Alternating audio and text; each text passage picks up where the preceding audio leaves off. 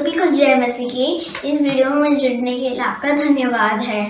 अगर आपने अभी तक हमारे चैनल को सब्सक्राइब नहीं किया है तो जल्दी सब्सक्राइब करें और साथ ही में बेल आइकन को भी दबाएं ताकि आप हमारे अपडेट्स और वीडियोस मिलते रहें। सुसमाचार बांटने के लिए आप हमारी मदद कर सकते हैं। इसके लिए आप फेसबुक, ट्विटर और इंस्टाग्राम पर जुड़ें। आशा है आज का संदेश आपको आशीष देगा। आपको मालूम है एटीट्यूड क्या होता है? जिन्हें जवान मुंडे ने उन्होंने मालूम है। आंटियों को मालूम है एटीट्यूड क्या होता है? एटीट्यूड की पंजाबी क्या होती है? कोई सबसे पहले मुझे ये बताओ।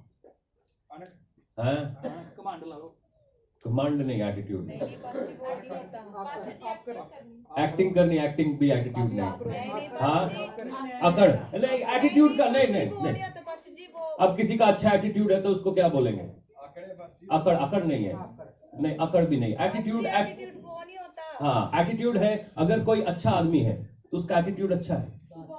स्वभाव बोल सकते हैं, स्वभाव बोल सकते हैं। स्वभाव इसका सही है, क्योंकि मेरी पंजाबी थोड़ी अभी तगड़ी हो रही है। कोशिश कर रहा हूँ ये पाकिस्तानी प्ले देख के कि मैं समझूं कि क्या बोल रहे हैं आप लोग। तो मैं कोशिश करता रहता हूँ नई नई चीजें सीखने की। तो जो आज मैं सवेरे परमेश्वर से पूछ रहा था कि पिता आप मेरे को क्या बात करवाना चाहते हैं अपने लोगों से? रवैया। हाँ, रवैया यार, वाह गूगल। मैंने क्यों नहीं किया? बीवी हो तो ऐसी। हालेलुया। तो ये रवैये की बात है। आपको मालूम है आप जिस ऊंचाई पर, आपका जो ऊंचाई है, आप किस ऊंचाई पे जा सकते हैं, ये आपके रवैये के ऊपर डिपेंडेंट है।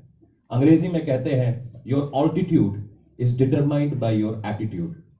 आप किस ऊंचाई पर पहुंचेंगे ये आपका रवैया निर्णय करता है। आपका पैसा निर्णय नहीं करता, आप किस घर में जन्म लिया है वो निर्णय नहीं करता, आपका पिंड, आपका शहर कौन सा है वो निर्णय नहीं करता। ये निर्णय करता है आपका रवैया। अगर आपका रवैया सही है तो आप चाहे सबसे निखद्द घर में पैदा हुए हैं, आप सबसे ऊंचे जा सकते हैं। हिस्ट्री इस बात की गवाह है। आपने एक राजा का नाम सुना होगा, नेपोलियन बोल के। वो एक बहुत ही सक्सेसफुल लड़ाई करने वाला राजा था, मगर आपको मालूम है वो राजा बनने से पहले एक बंधुआ मजदूर था। एक बंधुआ मजदूर कैसे आगे जा सकता है? और ये मैं आज की बात नहीं कर रहा हूं जहां पर सारे लोग डेमोक्रेसी है, सबके पास प्रजातंत्र है। नहीं, उस समय की बात कर रहा हूं जहां पर नौकरों को इजाजत नहीं थी अपने मालिकों के आगे मुंह खोलने की, क्योंकि अगर वो मुंह खोलते तो उनकी चमड़ी खींच ले जाएगी। वहां से वो बंदा निकलता है और एक राजा बन जाता है। ये स्वभाव की बात है, ये आपके बर्ताव की बात है, वो क्या रवैये की बात है। हालेलुया। आइए एक कलाम को हम पढ़ेंगे, यशाया उसका 40 के 27 से लेकर 31 तक।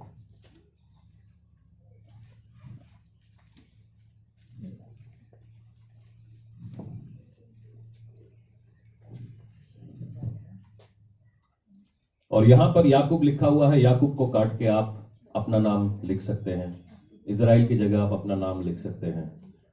यशाया 40, ये पुराने नियम की किताब है। आपको करीबन 860 861 के आजू बाजू मिल जाएगा अगर आप मेरे वाली वर्जन को पढ़ रहे हैं तो। और यहां पर जो यशाया नबी है उससे परमेश्वर का आत्मा इस प्रकार से बात कर रहा है। सबको मिल गया है? yes.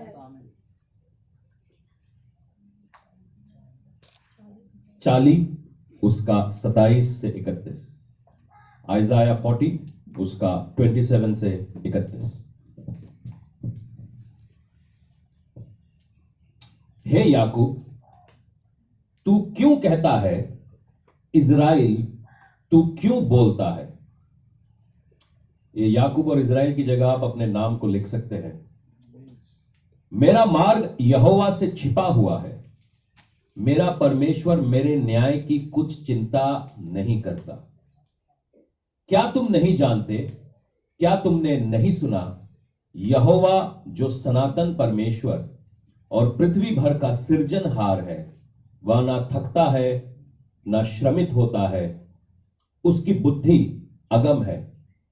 वह थके हुए को बल देता है और शक्तिहीन को बहुत सामर्थ्य देता है। तरुण तो थक जाते हैं और श्रमित हो जाते हैं और जवान ठोकर खाकर गिरते हैं, परंतु जो यहोवा की बाट जोतते हैं वो नया बल प्राप्त करे जाएंगे। वे उकाबों के समान उड़ेंगे और वे दौड़ेंगे और श्रमित ना होंगे, चलेंगे और थकित ना होंगे। अगर आप थक रहे हैं अपनी जिंदगी में, शायद प्रार्थनाओं से थक रहे हैं, अपनी जिंदगी में थक रहे हैं, तो यह वचन आपके लिए है। जितने लोग ये सोच रहे हैं कि मेरा तो जवानी निकल गया है, अब मेरे से कुछ नहीं होने वाला, तो यह वचन आपके लिए। कुछ नहीं निकला है, कुछ नहीं निकला है। हम बहुत जल्दी रेस में से बाहर हो जाते हैं, हम बहुत जल्दी थक जाते हैं, हार जाते हैं, अपना जो बातों को छोड़ देते हैं। परमेश्वर का यूं कहता है जवान थक जाएंगे, अंकल जी जवान थक जाएंगे, मगर जो यहोवा पर भरोसा रखते हैं वो नहीं थकेंगे। परमेश्वर से बोलो, खुदावन ये सेकंड इनिंग्स मुझे चाहिए। ये टेस्ट क्रिकेट अच्छा लगता है क्योंकि उसमें 2 बारियां मिलती हैं। एक बारी में शायद आप अच्छे से नहीं खेल पाए, मगर जो दूसरी बारी है जो परमेश्वर आपको दे रहा है, शायद इसमें इस बार आप अच्छा खेल पाएंगे। परमेश्वर 2 बारियों देने वाला परमेश्वर है। जब मैं कभी भी इसको आधा पढ़ता था, ये जब मैं इसको यशाया 40 के 31 में पढ़ता था, तो मेरे को बड़ा ये लगता था कि ये कोई प्रॉमिस वर्ड है, मगर एक्चुअली ये प्रॉमिस वर्ड नहीं है। ये एक करेक्शन का वर्ड है, ये एक सुधार का वर्ड है। हमारी सोच के बारे में है। हमारी सोच कैसी है? अगर हमारी सोच परमेश्वर के बारे में सही है तो हम ऊंचाइयों तक पहुंच सकते हैं। कई सारे लोग आपको हमेशा कड़वे नजर आते हैं। कड़वे लोगों से कभी आप मिले? मतलब आप उनको छू भर दीजिए, उनके मुंह से आशीषें निकलती हैं अलग अलग किस्म की। आप जरा सा उनको मतलब थोड़ा सा धक्का दे दीजिए, तेरी पंजाब में अलग तरीके से आशीष निकलती है, दिल्ली में अलग निकलती है। तो ये जो कड़वाहट है वो इसलिए है क्योंकि शायद इनका भरोसा परमेश्वर पे नहीं है। ये थके हुए लोग हैं। जो लोग थके हुए होते हैं, जो लोग हार चुके हैं, ये उनके लिए है। क्योंकि शायद हम परमेश्वर के सामने अपनी बिनतियां ले जाके हार चुके हैं। हमारा एटीट्यूड यही हो गया है कि मेरा कुछ नहीं होने वाला, मेरा कुछ नहीं हो सकता, मैं कहीं नहीं जा रहा हूं, मैं यहीं पे रहूंगा, मेरे इससे आगे का मेरी हैसियत नहीं। बाइबल यहां पर कहती है वो उकाबों की नाई ऊपर उड़ेंगे। उकाब की एक खास बात है, वो हवाओं के ऊपर, आंधियों के ऊपर उड़ रहा होता है। मगर उसकी एक और खास बात है, उसकी नजर हमेशा जमीन पे होती है। कई बार आदमी को अगर आपने टेस्ट करना है ना, उसके हाथ में थोड़ी सी ताकत दे दो, थोड़ा सा पैसा दे दो, उसका एटीट्यूड उस समय कैसा रहता है, उसका रवैया इस समय कैसा रहता है, आपको पता चल जाएगा। जो थोड़े से पैसे लेके उसकी चाल में चटक आ गई, आज मैंने 1 लाख का लोन ले लिया, उसके बाद पूरे पिंड में नए कपड़े उधार वाले लेके घूम रहा है, फिर 4 दिन के बाद जब मांगने वाले आएंगे वही छुप रहा होगा। थोड़ी सी नौकरी मिल गई, थोड़ी सी कहीं पे कोई नौकरी मिल गई है, तो मैं आशीषों के विरोध में नहीं हूं, मगर मैं एटीट्यूड दिखा रहा हूं। उकाब जो होता है आसमान पे उड़ता है, मगर उसकी नजर हमेशा वहीं पे होती है जहां से वो आया। हम में से बहुत सारे लोग अपनी बरकतों को, अपनी आशीषों को नहीं रख पा रहे हैं क्योंकि हम आसमान में ही उड़ते रहते हैं। हमको लगता है हमें नीचे कभी आना नहीं पड़ेगा। इसीलिए हम में से बहुत सारे लोग बेजार हैं। हम लोग बहुत सारी चीजों को मिस कर रहे हैं क्योंकि हमारा एटीट्यूड ऐसा हो गया, हमारा रवैया ऐसा हो गया। हम में से बहुत लोग हैं जिनको फटाक से मिल जाता है, फटाक से मिल जाता है। और बहुत सारे लोग हैं जो सदियों से चर्च में जा रहे हैं, बाइबल बगल में दबा के रखी हुई है, हर सवेरे सवेरे निकलते हैं, पता नहीं कहां जाते हैं, कहां बैठ के प्रार्थना करते हैं, फास्टिंग कर रहे होते हैं, मगर उनको नहीं मिलता। मगर कुछ लोग हैं 3 दिन की फास्टिंग प्रेयर में मिल जाता है। कुछ लोग हैं 20 साल से चर्च जा रहे हैं, बाइबल कॉलेज गए हैं, उनको कुछ नहीं मिलता है। क्या करूं? ये एटीट्यूड की बात है, ये एटीट्यूड की बात है। उनको क्यों नहीं मिला? फिर उनको लगता है परमेश्वर मुझसे प्यार ही नहीं करता। कहीं थोड़ा सा हमको रुक के सोचने की बात है, कहीं मुझ में तो कोई गड़बड़ नहीं है, शायद पंगा कहीं इस सिस्टम में तो नहीं है। अगर कभी भी आपको कभी नहीं मिलता है तो हम सबसे बोलते हैं परमेश्वर पक्षपात करता है, परमेश्वर उसको ज्यादा प्यार करता है, मगर परमेश्वर तो सबसे बराबर प्यार करता है। सबको उसने बराबर का सूरज दिया है, बराबर का सांस दी है। सब किसी के 3 किडनियां तो नहीं है यहाँ पे, 4-5 आंखें तो नहीं है, सबको बराबर का मिला हुआ है। एक व्यक्ति है जिसके आपने शायद YouTube पे कई बार देखा होगा, ना तो उसके हाथ है ना उसके पांव है, मगर वो बहुत अमीर आदमी है, पास्टर है। वो एक्चुअली मोटिवेशनल स्पीकर है। हाँ, वो बचाया जा चुका है। उसका कोई क्या, व्हाट इज हिज नेम, निक है उसका नाम। और वो दुनिया का सबसे अमीर मोटिवेशनल स्पीकर है। ना तो उसके पास हाथ है ना उसके पांव है, लोग फिर भी उसको सुनने के लिए आते हैं। मेरे को चिढ़ना चाहिए, मगर मैं उससे मोटिवेशन लेता हूं। खुदावंत तूने उसको भी दिया है तो मुझे भी दिया। आमीन, हालेलुया। ये जो जलन है ना, ये जलते हैं आप कभी किसी बात से जले? एसिडिटी से नहीं, एसिडिटी की जलन अलग होती है। एक और जलन है, ईर्खा। उसका शॉल मेरे शॉल से महंगा कैसे, उसका घर मेरे घर से बड़ा कैसे, उसकी दाढ़ी मेरी दाढ़ी से ज्यादा कैसे, उसके बाल मेरे बाल से ज्यादा कैसे। ये पता है क्यों होता है? ये है घमंड की वजह से। क्योंकि हम सोचते हैं हमें मिलना चाहिए, मगर देने वाला तो परमेश्वर है। हालेलुया। और बाइबल बोलता है वो दूर से ही देख लेता है कि किसको क्या मिलना चाहिए। बहुत सारे लोग बहुत जल्दी पा लेते हैं, बहुत सारे लोग जल्दी नहीं पाते। इसका एक कारण है। मेरी बेटी है एलिशा, इसको एक ही शब्द आता है, तैतैत। अभी वो तैतैत बोलती है। जब मैं आता हूं घर में तो तैतैत बोल के डांस होता है। फिर वो अर्सला को बुलाती है, तब भी बोलती है तैतैत। अब उसने एक नया वर्ड सीखा है 3 दिन पहले से, मम्मा। जब हम उसको किसी एक जगह पर बिठा देते हैं और मतलब उसको वहीं बैठने को बोलते हैं, वो बस मम्मा मम्मा मम्मा चीखती रहती है। तो आके उसकी मम्मा उसको बचाती है। 2 शब्द उसने सीखे हैं, तैतैत और मम्मा। अभी बोलती है, मेरे को बड़ी क्यूट लगती है। 50 साल की उम्र में भी तैतैत और मम्मा बोलेगी तो क्यूट नहीं लगेगी। हाँ, हम में से बहुत सारे 50 की उम्र में पहुंच गए, मगर अभी भी तैतैत और मम्मा के तक ही पहुंचे। उम्र 50 की, हरकतें 5 से भी कम वाली। पौलुस क्या कहता है? 1 कुरिन्थियों 13 के 1 में, 13 के 11 में वो यूं कहता है। 1 कुरिन्थियों, लिखते रहिए, आज बड़े सारे वर्सेस है। आज आपकी मेहनत मैं थोड़ा सा कराने चाहता हूं ताकि आप थोड़ा सा इस बात को समझे। 1 कुरिन्थियों 13 के 11 में यूं कहता था कि जब मैं बालक था तो मैं बालक के समान बोलता था, अब मैं बड़ा हो गया हूं, मैंने बचकानी बातों को साइड में रख दिया। मैंने बचकानी बातों को क्या किया है? साइड में रख दिया। मगर हम में से कुछ है जो बड़े बड़े ही नहीं हो रहे। 50 साल से फर्नीचर की तरह, कुर्सी की तरह चर्च में पड़े हुए हैं, मगर आगे कहीं जाते ही नहीं। एक ही जगह पर, एक ही स्थान पर बैठे हुए। हम फर्नीचर बन गए हैं कलीसिया का। कलीसिया में कोई और ना आए, मगर हम बैठे हुए हैं। मगर हम आगे क्यों नहीं जाते? क्योंकि शायद वो बढ़ोतरी हमारे अंदर आई नहीं, वो ग्रोथ हमारे अंदर आई नहीं। परमेश्वर ग्रोथ देने वाला परमेश्वर है। सबसे पहली चीज जो हमारे रवैये को खराब करती है वो है घमंड। मानते ये? हाँ, एक ही आदमी मान रहा है, बाकी हमारी बहनें बिल्कुल घमंड नहीं करती। हाँ, क्योंकि इनकी तरफ से आवाज ही नहीं आती। कहते हैं जितने घमंडी हैं ये पुरुष हैं, तुम्हारी वजह से दुनिया खराब हुई है, जब तुम ना होते तो कुछ भी ना होता। घमंड। हाँ, सम वुमेन आर एग्रीइंग। कौन कौन एग्री कर रहा है? आप आज मेरे साथ चलो, बर्गर खिलाऊंगा। औरतों को अगर मैंने एग्री करा लिया, मैं बड़ी आदमी हूं। घमंड सबसे पहली चीज है। घमंड होने के लिए आपको अमीर होने की जरूरत नहीं, सुंदर होने की जरूरत नहीं। आप चाहे कैसे भी हालात में आप घमंडी हो सकते हैं। और घमंड ऐसी चीज है जिसका कोई इलाज परमेश्वर के पास नहीं है। इसका इलाज मेरे को और आपको करना पड़ेगा। यशाया 14 का 13 और 14 हम पढ़ेंगे। यहां पर शैतान की बातें लिखी हुई है। यशाया 14 का 13 और 14।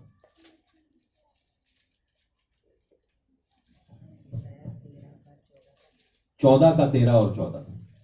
आइजाया 14 ये यशाया नबी शैतान के बारे में बोलता है, यशाया 14 का 13 और 14। तू मन में कहता था मैं स्वर्ग पर चढ़ूंगा और मैं अपने सिंहासन को ईश्वर के तारागण से भी अधिक ऊंचा करूंगा और उत्तर दिशा की छोर पर से सभा के पर्वत पर विराजूंगा। मैं मेघों से भी ऊंचे ऊंचे स्थानों पर चढ़ूंगा, मैं परम प्रधान के तुल्य हो जाऊंगा। यहां पर शैतान जो था वो उसका नाम लूसीफर था और वो परमेश्वर का प्रधान स्वर्गदूत था। उसका काम था कि परमेश्वर के लिए वो आराधना में जाए। जितने आराधना करने वाले हैं वो इस बात को थोड़ा सुने। शैतान के मन में आया घमंड। वो कहता है मैं परमेश्वर के ऊपर जाऊंगा, जो मुझसे ऊपर है मैं उससे ऊपर जाऊंगा और अपने सिंहासन को वहीं पे स्थापित करूंगा और मैं परमेश्वर के तुल्य हो जाऊंगा। बाइबल बताती है परमेश्वर ने उसको मारा। मगर ये जो घमंड है ना, ये कोरोना वायरस से भी खतरनाक है। ये फैलता है। बाइबल बताती है वो 1/3 स्वर्गदूतों को लेकर अपने साथ गया। घमंड दिखता नहीं है। अगर आप बोले अगर कोई अभिनय करता है, यहां पे एक्टिंग करता है, तो गुस्से का अभिनय हो सकता है, दुख का अभिनय हो सकता है, उदासी का अनुभव अभिनय हो सकता है, मगर घमंड का अभिनय नहीं हो सकता। घमंड केवल आपकी बातों, आपके रवैये में दिखता है, आपकी सोच में दिखता है। हम में से बहुत सारे लोग आशीषों से महरूम इसलिए है क्योंकि हम घमंडी हैं। और बाइबल बताता है कि परमेश्वर घमंडी को दूर ही से जान लेता है। ये आगे हम पढ़ेंगे इस बात को। और क्योंकि शैतान ने घमंड किया और वो 1/3 लोगों को अपने साथ लेकर गया, 1/3 स्वर्गदूतों को अपने साथ लेकर चला गया। वाह! एक आदमी का घमंड एक पूरी मिनिस्ट्री को खराब कर सकता है। एक आदमी का घमंड एक पूरे परिवार को खराब कर सकता है। एक आदमी का घमंड पूरे देश को खराब कर रहा है। घमंड।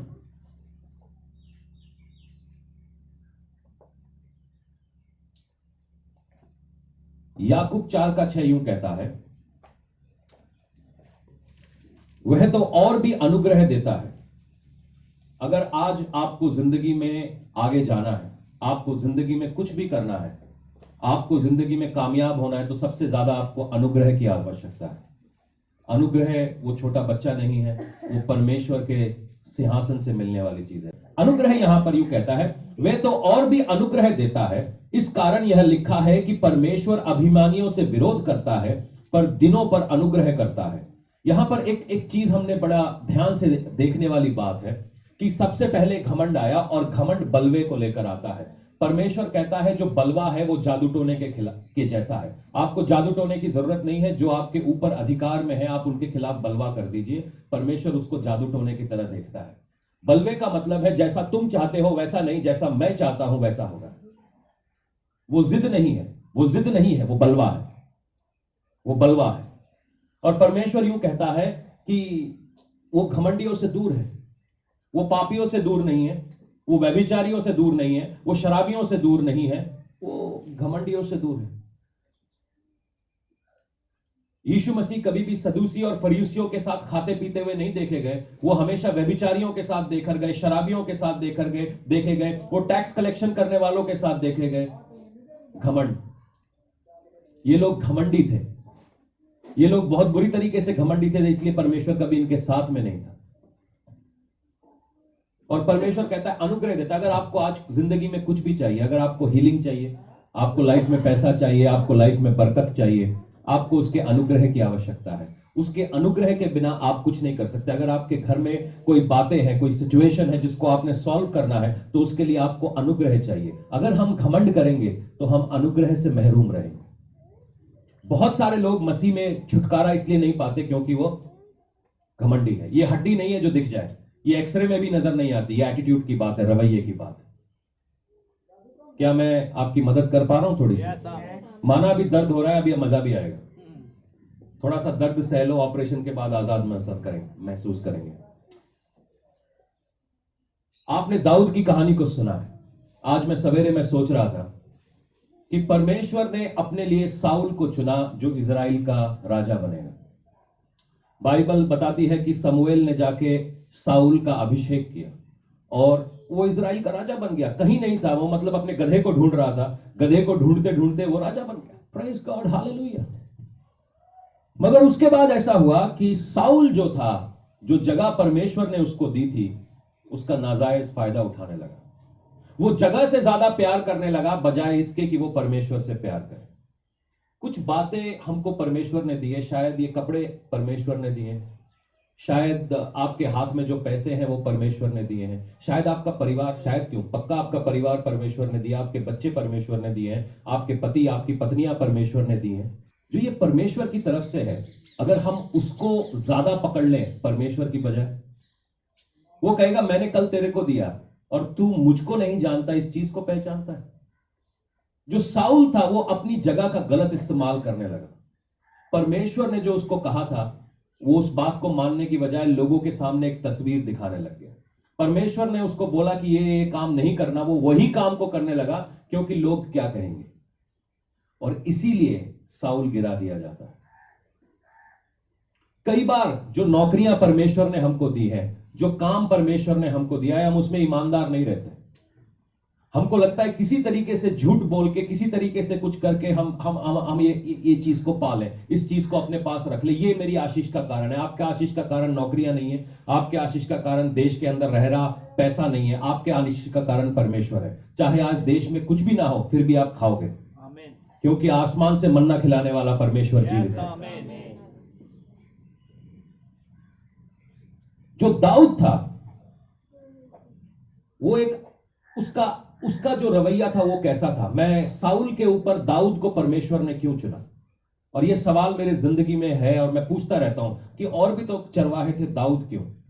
बाइबल बताती है जब समूएल जेसी के घर में जाता है, जेसी जो दाऊद का पिता है, वो बोलता है अपने बेटों को बुलाता है, बेटों को लेकर आओ कि हम अभिषेक करेंगे राजा बनने के लिए। वो दाऊद को बुलाता तक नहीं है। परमेश्वर का आत्मा समूएल से कहता है एक और इसका बेटा है। इसका मतलब वो दाऊद को अपना बेटा भी नहीं गिनता था। कुछ बाइबल के मानने वाले बताते हैं कि वो जो जेसी की पत्नियों में से किसी एक नौकरानी का बेटा होगा, क्योंकि पुराने जमाने में नौकरानियों से शादी होती फ्री का काम करने के लिए। तो दाऊद जो था भेड़ बकरियां चरा रहा था, और बाइबल बताती है जो बाप उसको बेटा भी नहीं समझता था, उसकी भेड़ बकरियों के लिए वो शेर के मुंह में हाथ डाल देता था। हालेलुया। वो भालू के पीछे जाता था और उस बछड़ियों को बचाने के लिए। अगर आप ध्यान से सोचोगे तो यार तेरा बाप तुझे बेटा नहीं समझता, अपने जो उसके बेटे हैं उसको अपने पास रखा हुआ है और तेरे को पुट्ठे काम करने के लिए, लीदे उठाने के लिए भेजा है, तू ऐसा क्यों कर रहा है? आपका एटीट्यूड आपके काम की तरफ कैसा है? हम में से हर कोई यहां पर जो बैठा है हुनरमंद आदमी बैठा है, ऐसा कोई नहीं है जिसके हाथ पांव काम नहीं कर रहे, मगर आपका एटीट्यूड आपके काम की तरफ कैसा है? जो परमेश्वर ने आपको काम दिया है उस काम को आप कैसा निभा रहे हैं? साउल को परमेश्वर ने काम दिया था, उसको लगा कि काम तो मैं पैदा ही इसी के साथ हुआ कि ये काम तो मेरा ही है, मुझे ही मिलना चाहिए। फॉर ग्रांटेड ले रखा है उसने सारी चीजों को। परमेश्वर जो कहता है वो काम को करते हैं। कई लोग हमारे में से हैं, शायद दफ्तरों में काम करते हैं, शायद हम घरों में काम करते हैं, शायद आप अपने घर में ही काम करते हैं, मगर आप अपने काम की तरफ कैसा रवैया रखते हैं? हम में से कुछ लोग स्टूडेंट्स हैं, हम पढ़ाई करते हैं, कुछ लोग अलग अलग जगहों के ऊपर काम रखते हैं। आप अपने काम के बारे में क्या सोचते हैं? क्या परमेश्वर उसको देख नहीं रहा? हम कई बार सोचते हैं परमेश्वर को कुछ दिखाई नहीं देता, उसको मेरे काम से मतलब नहीं, उसको आपके काम से बड़ा मतलब है। अगर मतलब नहीं होता तो वो यीशु मसीह को बढ़ाई नहीं बनाता। अगर मतलब नहीं होता तो वो पौलुस को टेंट बनाने वाला नहीं बनाता। अगर मतलब नहीं होता तो वो दाऊद को चरवाहा नहीं बनाता। उसको मतलब है। हम में से कई लोग अपने काम में सफल क्यों नहीं होते? क्योंकि हम अपने काम को फॉर ग्रांटेड लेते हैं। जो काम मिला है उसमें ईमानदारी से नहीं रहते। बाइबल बताती है हम थोड़े में ईमानदार हो, परमेश्वर तुमको ज्यादा देगा। हमको आज तक ज्यादा इसलिए नहीं मिला क्योंकि हम थोड़े में ईमानदार नहीं रहे। हम काम की जगह पर पहुंचते हैं, किसी तरीके से पहुंच गए, पहुंच के फिर 2 घंटा वार्म अप चाहिए होता है। जिम में जाके वार्म अप करते हैं ना, मेरे को जिम में उन लोगों से बड़ा नफरत होती है जो दूसरों को देखते रहते हैं ऐसे बैठ के। मैंने आज तक कभी जिम के अंदर कोई पार्टनर नहीं लिया। मैं मतलब 200 केजी वजन डाल दो, मैं निकाल के आ जाऊंगा उसके अंदर से, मगर मुझे आदमी नहीं, बेकार का टाइम पास करने वाला आदमी नहीं चाहिए। कई लोग जिम में जाते हैं और दूसरों को कसरत पसीना बहाते हुए देखते खुश होते हैं, कहता मेरा भी वजन कम हो रहा है। ऐसे लोग दफ्तरों में भी होते हैं। वो चाय का कप लेके आपके सामने आ जाएंगे और 2 घंटे बात करेंगे, हाँ आज न्यूज़पेपर में ये था। काम की बात नहीं होती, काम की बात नहीं होती। फिर गर्लफ्रेंडों से बात कर रहे होंगे और आप जैसी बॉस आएगा ना, यस सर आ रहे हैं सर, यस सर, मगर बात गर्लफ्रेंड से चल रही होगी। आजकल तो फोन फ्री है, हमारे जमाने में फोन फ्री नहीं हुआ करता था, पैसे लगते थे। तो हमको अपने दफ्तर में जाके, खैर मेरी तो नहीं थी, जो दूसरे थे मेरे को उनकी मदद करनी पड़ती थी। मैं बचाया गया जा चुका था। तो वो फोन पे बात करते हैं, हाँ डार्लिंग आ रहा हूं, कहां मिल रहे हैं? ऑफिस के बाद। यार आज बुड्ढे ने मीटिंग बुला रखी, आज नहीं। फिर जैसे ही सामने से आया, yes sir yes sir yes sir yes sir, आ रहा हूं, यस सर सर कब मिलने आऊं मैं आपसे? सर बड़ी इंपॉर्टेंट मीटिंग आई है, क्लाइंट मीटिंग में जाना है हमें। तब 2 रुपए लगते थे एसटीडी में, एसटीडी वाला दिखता है तो 60 सेकंड पे 2 रुपए लगते थे। तो ये उस जमाने की बात है, अब तो सब फ्री हो चुका है, तो इसलिए मजा ही नहीं है। तो ये लोग हैं, ये दफ्तरों में घुसते हैं और काम नहीं करते हैं, टाइम पास करते हैं। और ये लोग अगले 50 साल तक टाइम पास कर रहे होते हैं। मैं ऐसे ऐसे लोगों को जानता हूं जो मुझसे पहले थे, 20-20 साल का एक्सपीरियंस, 25-25 साल का एक्सपीरियंस, आज भी वहीं पे ही है। क्योंकि जो जगह उन्होंने को परमेश्वर ने दी थी उसका उन्होंने सही से इस्तेमाल नहीं किया। कुछ लोग सेवकाइयां भी ऐसे कर रहे हैं, हो जाएगा, लोग आ जाएंगे, हम सेवकाई कर लेंगे, ये पहनता है, हमारे करने से कौन सा यीशु मसीह आ जाएगा, जल्दी कर लेंगे, हो जाएगा, तो चलता है, चलो आ जाओ, संगत बिठाइए, संगत बिठाइए, बाइबल की 4 आयतें खोल के वही के वही बता दीजिए। संगत ने भी कुछ नहीं सीखा, आपने भी कुछ नहीं सीखा, चलो जी घर को। आपा की करंडे, सेवा करंडे। वो जोश ही नहीं है, वो मालूम ही नहीं है कि ये जो काम, ये जो प्लेटफॉर्म मुझे दिया, ये परमेश्वर ने दिया है। हो जाएगा, हो जाएगा, तो तुम्हारे साथ भी हो जाएगा, क्योंकि जो बोगे वही काटोगे। वचन क्या कहता है? कलोसियों 3:23, कलोसियों 3:23 यूं कहता है, और जो कुछ भी करते हो तन मन से करो और यह समझते हुए करो कि मनुष्य के लिए नहीं बल्कि परमेश्वर के लिए कर रहे हो।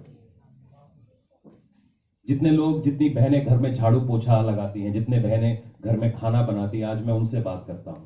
आपको लगता है कि आप कुछ नहीं करते क्योंकि शायद आपका काम नहीं दिखता है, मगर आज एक दिन आपने झाड़ू पोछा लगाना बंद कर दिया, आपने हमारे कपड़े धोने बंद कर दिए, आपने बाकी काम करने बंद कर दिए, दंगा हो जाएगा। ऐसे करो जैसे आप परमेश्वर के लिए करते हो। जो कुछ भी काम मिला है, चाहे आपको झाड़ू मारने का काम मिला है, चाहे आपको टेंट लगाने का काम मिला है, चाहे आपको घास काटने का काम मिला है, ऐसे करो जैसे परमेश्वर के लिए करते हो। क्योंकि मेरा प्रतिफल आदमी से नहीं आता, परमेश्वर से आता है। क्योंकि जब तक आप आदमी को देखते रहोगे, आदमी आपको गोल गोल घुमाता रहेगा, मगर जब आप परमेश्वर की तरफ देखोगे, वो आपको ऊंचा उठाएगा। मेरी जिंदगी की गवाही है, मेरी जो पहली नौकरी लगी है वो टाटा प्रेस में लगी। मैं एक ग्रेजुएशन खत्म करके दिल्ली यूनिवर्सिटी से बाहर निकलता हूं और एमबीए लोग, एमबीए वो लोग लाइन में खड़े हैं नौकरी पाने के लिए। मैं सोचता हूं कि कैसे मिलेगा यार, टाटा, चलो जी, परमेश्वर का नाम लेके ऑफिस में घुस गए। अब ऑफिस में घुस गए तो देख ली जाएगी। एमबीए वाले लोग निकाल दिए जाते हैं और ये ग्रेजुएट रख लिया जाता है। हालेलुया। आसान नहीं था, खुशी हुई, वाह पैसे मिलेंगे, नौकरी मिलेगी। नौकरी का मतलब है ना करें। फिर आया काम करने की बारी। जब काम करने लगा तब समझ में आया काम करना क्या होता है। सबको सही रखना, जो लोगों से डील कर रहा हूं उनको सही रखना, दफ्तर में बॉस को सही रखना, घर में अपने परिवार को सही रखना।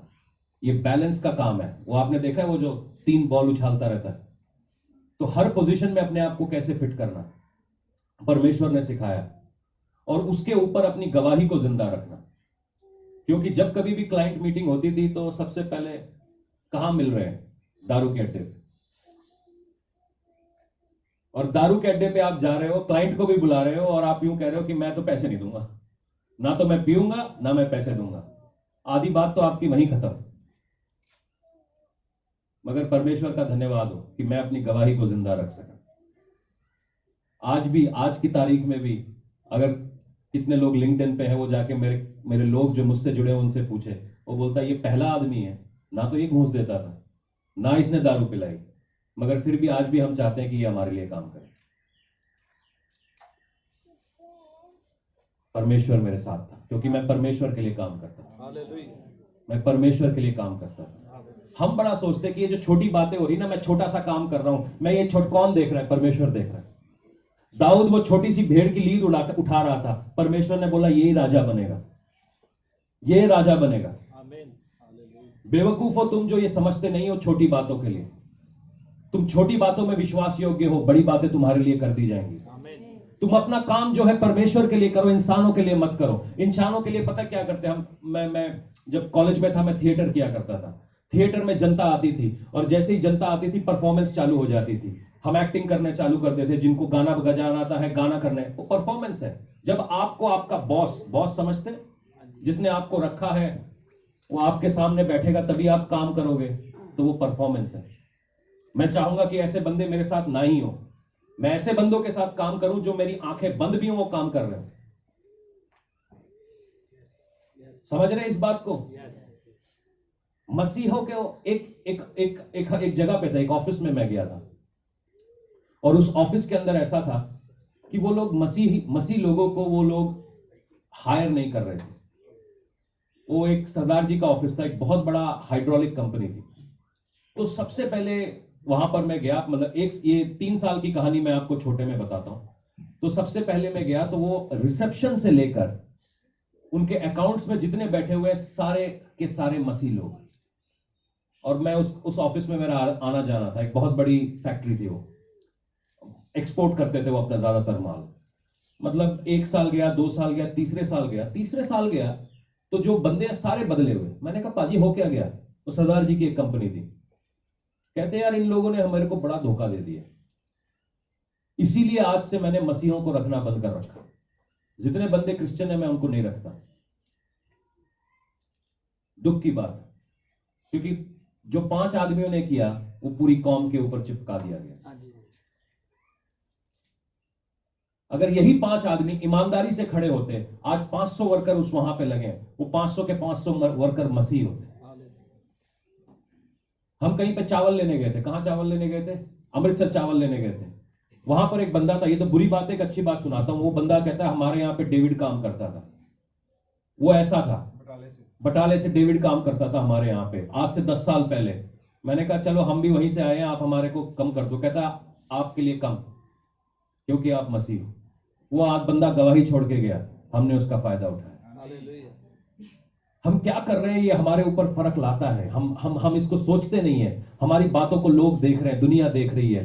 हम कैसे चलते हैं, कैसे बोलते हैं, कैसे बैठते हैं, दुनिया देख रही है। और दुनिया हमको उसी से बात देती है। हम बोलते हैं यीशु मसीह के पास आओ, पहले आप अपनी जिंदगी तो सही करो। हालेलुया। आज मैं ऑफिस नहीं आना, मैं चर्च जाना ही है। चर्च जाके की करना है? मैं दुआ बंदगी करनी है। जैसे ही ऑफिस में आया, ऑफिस में आज मेरे को पैसे नहीं मिले, बच्चों के लिए, पप्पू के लिए डायरी चुरा ली, फिर पेन चुरा लिया, सब घर में जा रहा है। बाइबल ये भी कहती है चोरी करना पाप है। तुम्हारी गवाही क्या है? क्या है तुम्हारी गवाही? परमेश्वर का एक और दास हुआ, एक और चरवाहा हुआ, मूसा। और मैं अपने आप से सोच रहा था कि परमेश्वर इसको 80 साल में ही क्यों मिला? जब मूसा की उम्र 80 साल, यहां पे कोई 80 साल का तो नहीं है। नानी की उम्र कितनी है? 70 से थोड़ा ज्यादा, मगर नानी 16 की लगती है। ठीक है, तो अपनी नानी की उम्र है 70 साल। 80 साल का मूसा, 40 साल वो मिस्र देश में रहता है। 40 साल अपने ससुर जी की भेड़ बकरियां चराना। मालूम है क्या है? जितनी सासें हैं यहां पे, सास है कोई? सब सासों ने अपने हाथ दुबका लिए, कहीं हमारी सच्चाई बाहर ना आ जाए। तो जितनी सासें हैं वो जानती हैं कि वो सास अपनी बहुओं की सासें कैसे निकालती हैं। ठीक है, तो यहां पर ऐसा हुआ कि मूसा 40 साल तक मिस्र देश में रहा और वो प्रॉमिस चाइल्ड था, उसके ऊपर वायदा किया गया था, और फिर 40 साल तक वो मिदियानी जंगल में रहा। मैं सोचा परमेश्वर तू उसको, मतलब उसको अगर मिलना ही था, उसको जलती हुई झाड़ी दिखानी थी, तो तू मतलब थोड़ा सा पहले दिखा देता भाई, जवानी में दिखा देता, कुछ ज्यादा काम कर लेता वो। मगर ऐसा नहीं हुआ। उसने 80 साल तक का इंतजार क्यों किया? कई बार हम में से बहुत सारे लोग छुटकारे में से इसलिए नहीं जा पाते क्योंकि हमारा जो रवैया है वो सही नहीं है। परमेश्वर इंतजार करता रहा 80 साल तक कि अब मूसा सही होगा। कई बार हम सोचते हैं मैं ये कर लूं, मैं वो कर लूं, मैं ये कर लूं, मैं ऐसा कर लूं, मैं वैसा कर लूं, उससे सब सही हो जाएगा। मगर परमेश्वर के पास बड़ा टाइम है, मेरा और आपका टाइम घट है, उसके पास बड़ा टाइम है। वो 80 साल तक आपका इंतजार करेगा, बेटा कभी तो मेरी तरफ देखेगा। जब उसने 80वें साल में परमेश्वर की ओर देखा, तब उसको जलती हुई झाड़ी नजर आई, और फिर परमेश्वर ने बोला जा बेटा मेरे लिए काम कर। बहुत सारे लोग आज चर्च में बैठे हैं, हमारी कॉलिंग क्या है, हमारी बुलाहट क्या है। पहले अपना एटीट्यूड, अपना रवैया सही करिए। परमेश्वर ऐसे किसी आदमी को अपने मिशन पे नहीं भेजना चाहता जो पहली मारी में अपना मिशन ब्लो आउट कर दे। आप ऐसे किसी डरपोक सैनिक को बोलोगे जाओ मेरी रखवाली करो, जब तक आप उसकी हिम्मत को नहीं देख लेंगे। मूसा से परमेश्वर 80 साल में मिलता है और उसके बाद उसको कमीशन करता है, जाओ मेरे लोगों को निकाल के ले आओ। 80 साल का मूसा, ठीक है, एक्सपीरियंस हो गया। 40 साल वो मिस्र में था, 40 साल वो मिदियानी जंगल में था, फिर वो लोगों को निकाल कर लेके आता है। फिर 40 साल वो घूमता रहता है। 120 साल का आदमी। मालूम है क्यों वो घूमता है? क्योंकि उसके साथ ऐसे पुट्ठे लोग बैठे हुए थे जो हमेशा बलवा करने वाले। बलवा करना फैलता है। मूसा बढ़िया आदमी था, एकदम क्लास 1 आदमी, एक नंबर, क्या पंजाबी में बोलते हैं, एक नंबर दा माल सी, बंदा एक नंबर दा सी। मगर लोग उसके आड़े द्वारे पुट्ठे सी, और उसको लेके वो आगे जाने लगा और एक गड़बड़ी उससे हो गई। गिनती 20 का 7 से लेकर 12 तक पढ़ेंगे।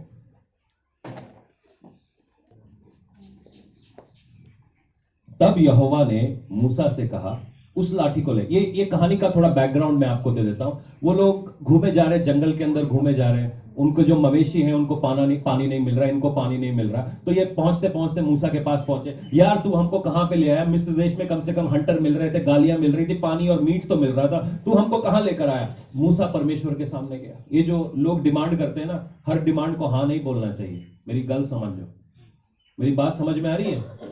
हर डिमांड को हाँ नहीं बोलना चाहिए, पता चले आप पुट्ठे डिमांड करने लग गए।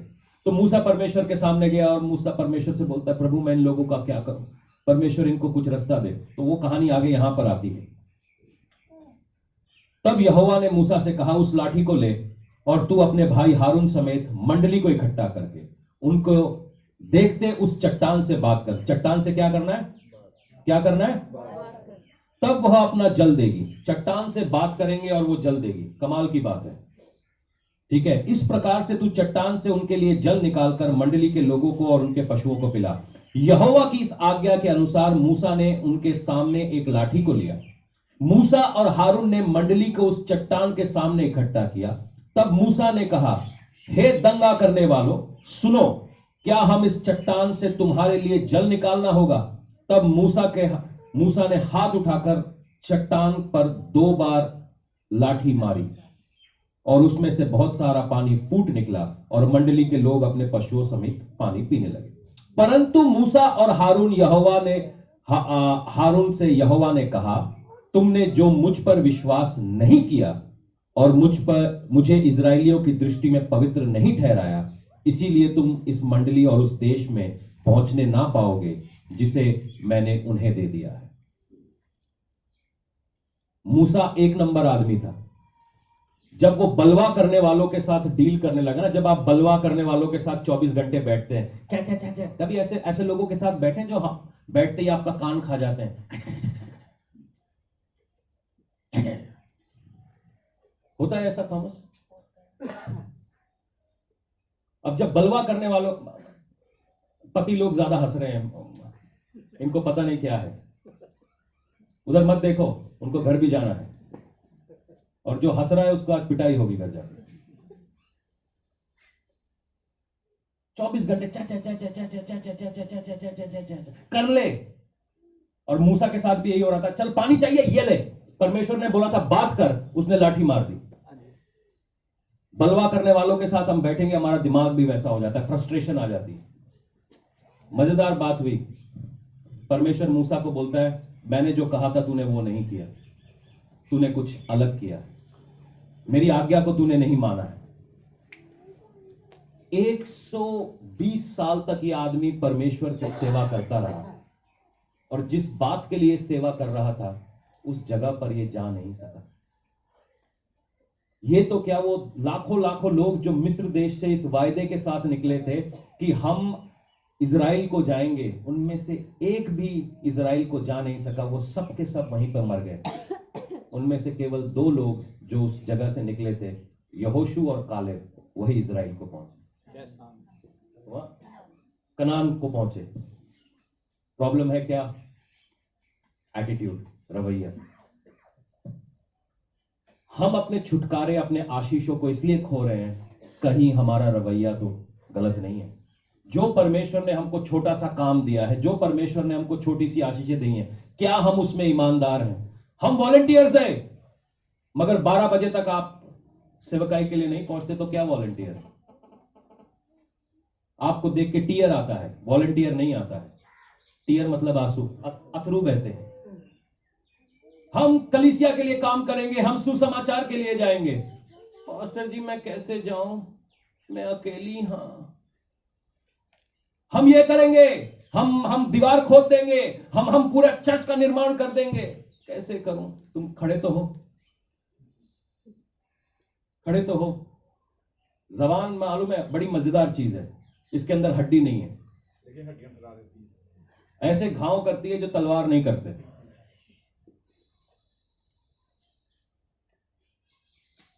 जब मैं इन तीनों की बात सोच रहा था, दाऊद और मूसा की बात सोच रहा था, मेरी ध्यान यीशु मसीह के ऊपर गया। मैंने कहा परमेश्वर ने यीशु मसीह को सबसे ऊंचा जगह क्यों दिया? आप बोलेंगे वो परमेश्वर का बेटा था। वो परमेश्वर का बेटा था, 100% सही और 100% इंसान भी था। यीशु मसीह भी हर उस जगह के ऊपर परखा गया जहां मैं और आप परखे जा रहे हैं।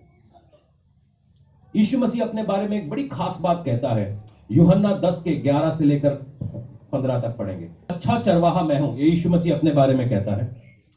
अच्छा चरवाहा भेड़ों के लिए अपना प्राण देता है। क्या करता है?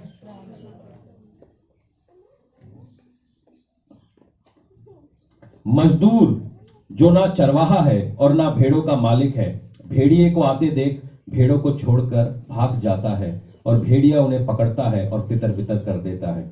वह इसलिए भाग जाता है कि वह मजदूर है। क्या है? और उसके भेड़ों की चिंता नहीं है। हम पासबान हैं, मगर अगर हमें ऑफरिंग नहीं मिली तो हम आपकी सेवा नहीं करेंगे। तो ये यीशु के जैसा है या मजदूर है? हाँ?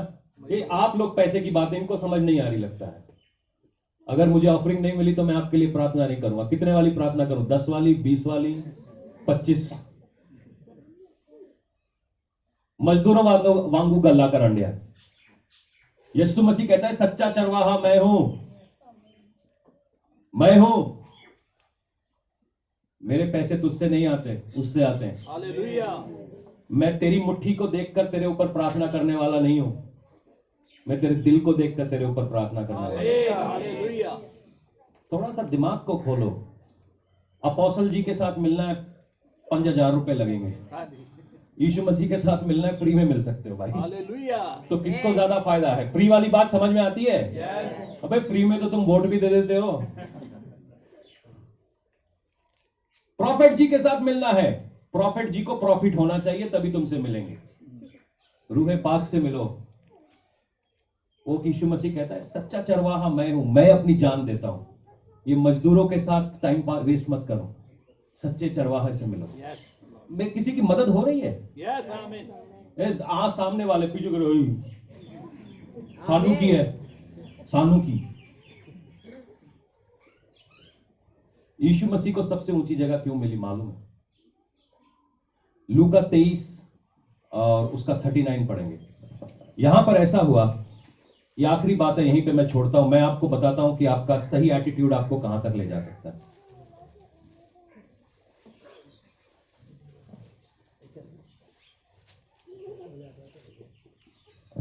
उसका 39, सही बोला मैंने? 39, हाँ जी, ये लूका रचित सुसमाचार उसका 23 का 39, 39।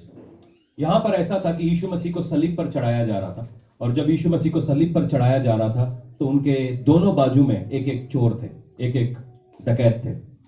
और ऐसा हुआ कि बाइबल बताती है, कुछ बाइबल के ज्ञानी मानते हैं उनका राइट हैंड साइड वाले ने ऐसा बोला, मुझे नहीं मालूम कौन से साइड ने बोला। तो एक जो डकैत था, ये देखो आदमियों की मानसिकता कैसी है, उनका रवैया कैसा है। तीनों लोग सलीब पर चढ़े हुए हैं, तीनों लोगों के कपड़े फटे हुए हैं, तीनों लोगों को मार पड़ी हुई है, तीनों लोगों के हाथ और पांव में कील ठुके हुए हैं, मगर एक डकैत है, अभी भी उसकी अकड़ नहीं जा रही। वो यीशु मसीह को क्या कहता है? जो कुकर्मी वहां लटकाए गए थे उनमें से एक ने उसकी निंदा करके कहा, क्या तू मसीह नहीं है? तो फिर अपने आप को हमें बचा ले। मेरे बेटा, मार तो तुझे भी उतनी पड़ रही है, तेरी भी, तू भी मरने ही वाला है, मगर एटीट्यूड नहीं जाता, रवैया कैसा है? दूसरा, इसी पर दूसरे ने उसको डांट कर कहा, क्या तू परमेश्वर से भय से नहीं डरता? तू भी तो वही दंड पा रहा है, और हम तो अपने न्याय के अनुसार जो हमने किया है उसका भोग रहे हैं, क्योंकि हमने अपने कामों का ठीक फल पा रहे हैं, पर इसने कोई अनुचित काम नहीं किया। तब उसने उससे कहा, हे यीशु, जब तू अपने राज्य में आए तो मेरी सुधि लेना। 43वीं आयत यूं कहती है, उसने उससे कहा, मैं तुझसे सच कहता हूं कि आज तू मेरे साथ स्वर्ग लोक में हो। एटीट्यूड, एक आदमी है, की होना है, की करना है, की होया साडा, साडा कुछ नहीं होया। दूजा कहता है, तेरा जरूर होगा, प्रभु मुझ पे दया कर।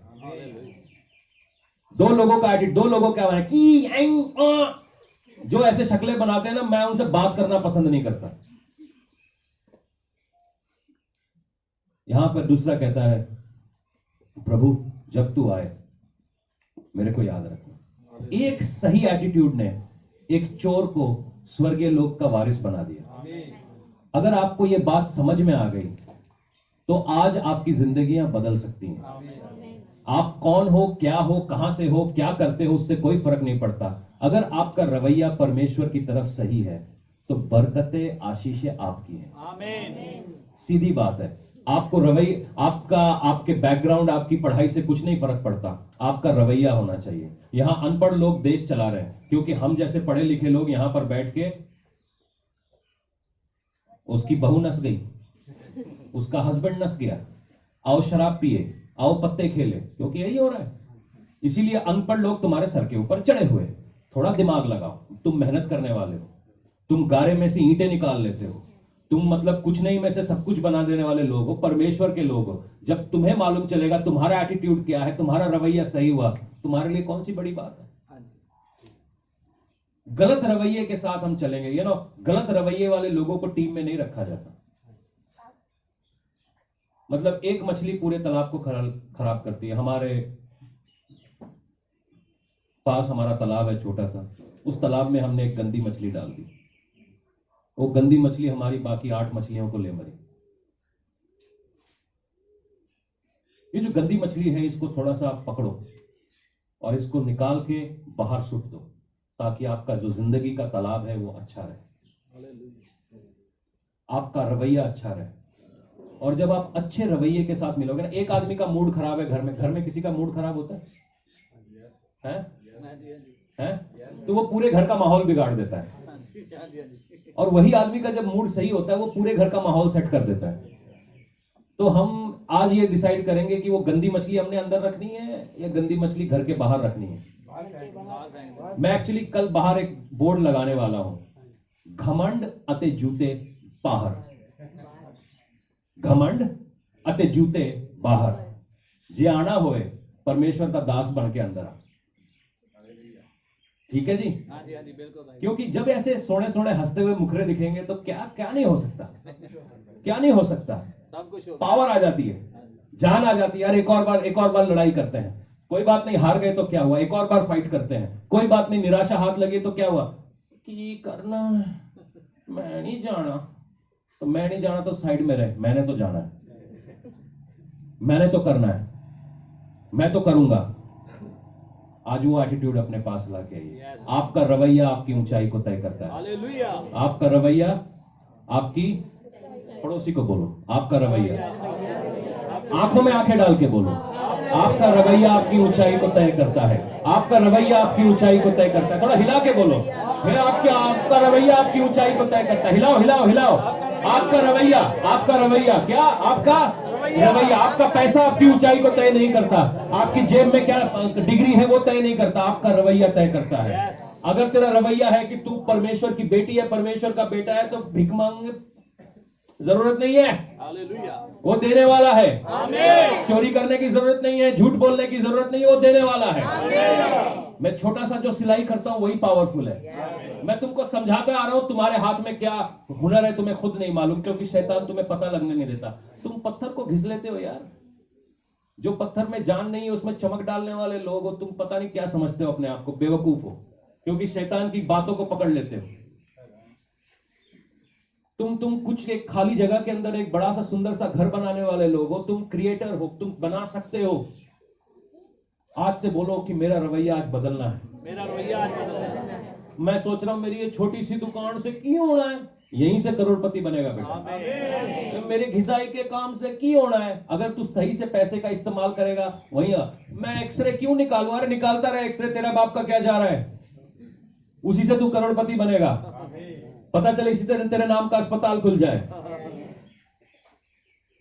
हालेलुया। अपने आप को तैयार करिए, बोलिए मेरा एटीट्यूड आज सही होना है, मेरा आज एटीट्यूड सही करिए पिता। परमेश्वर मेरे रवैये को सही करिए खुदावन। आज मैं उड़ना चाहता हूं, मैं उकाबों के ऊपर बैठना चाहता हूं। परमेश्वर जो काम तूने मुझे दिया है, जो परिवार, जो सेवकाई तूने मुझे दी है, मैं उसमें पूरी रीति से फिट बैठना चाहता हूं। आज परमेश्वर को कहे कि परमेश्वर मेरे एटीट्यूड को सही करे। परमेश्वर जहां जहां पे भी मैं निराश हुआ हूं, जहां पे भी मैंने बकवास किया है, जहां पे भी मैंने नुकसान को उठाया है, वो मेरे रवैये की वजह से है पिता। आज जो भी मेरा नुकसान है परमेश्वर, मेरे परिवार की तरफ, मेरी कलीसिया की तरफ, मेरे देश की तरफ, परमेश्वर वो रवैया सही किया जाए।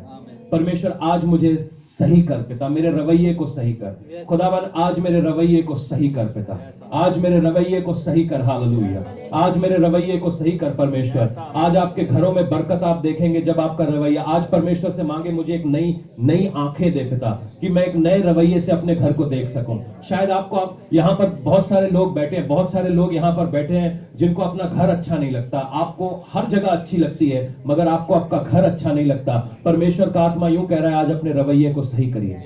आप अपने रवैये को सही करिए, उसी टूटी फूटी जगह में आपको बरकत नजर आने वाली है। हालेलुया। आप में से बहुत सारे लोग हैं जिनको आपका काम अच्छा नहीं लगता। परमेश्वर का आत्मा कहता है उसी काम को तू आज मेरी नजरों से देख, तू उसी में बरकत पाने वाला है। हालेलुया। परमेश्वर कहता है कि जो काम तू कर रहा है वो रवैये को चेंज करने वाली बात है। आज हम अपने रवैये को चेंज करेंगे यीशु मसीह के नाम में। आमीन। आप में से बहुत सारे लोग सोच रहे पढ़ाई लिखाई करके क्या होने वाला है, हमने कौन सा आईएएस अफसर बन जाना। रवैया ठीक नहीं होगा तो नहीं बनेंगे। आज हम रवैये को ठीक करेंगे, आज अपने एटीट्यूड को हम ठीक करने वाले हैं। हालेलुया। आज होगा, सब कुछ सही होगा, आज सब कुछ सही होगा, क्योंकि यीशु मसीह को एक जगह पर एक आदमी के जवाब ने सारी चीजें बदल दी। वो मर रहा था, वो चोर था, मतलब दुनिया में सारे लोग उनके ऊपर थूक रहे थे, बस एक सही जवाब उसको सही जगह पर ले जाता है। सही रवैया, अगर वो उसके साथ हो सकता है, ये मेरे साथ हो सकता है, ये आपके साथ हो सकता है। हालेलुया। ये अपने आंखों को बंद करे, परमेश्वर की तरफ देखें। हालेलुया। दीराबा सेखे रोबो शांति, जदो वल है तेरे यहोवा खुदावन। हालेलुया। हालेलुया। हम उसको बोलेंगे, जदो वल है तेरे यहोवा, फिर कौन विरोधी तेरे होंगे। जदो वल है तेरे यहोवा, फिर कौन विरोधी तेरे होंगे। यहोवा को एक ही चीज में आपका विरोध यहोवा को आपके बगल से हटा सकता है। आपका विरोध यहोवा को आपके बगल से हटा सकता है, बाकी कोई चीज आप हटा नहीं सकती। बोलती है मां दूध पीते हुए बच्चे को छोड़ देगी, मां दूध पीते हुए बच्चे को छोड़ देगी, मगर यहोवा मुझे कभी नहीं छोड़ेगा, कभी नहीं त्यागेगा। Hallelujah, hallelujah. रवैये चेंज किए जाए, बहन के घर में रवैये चेंज किए जाए अभी इसी समय। Go change it right now in the name of Jesus. Hallelujah, hallelujah.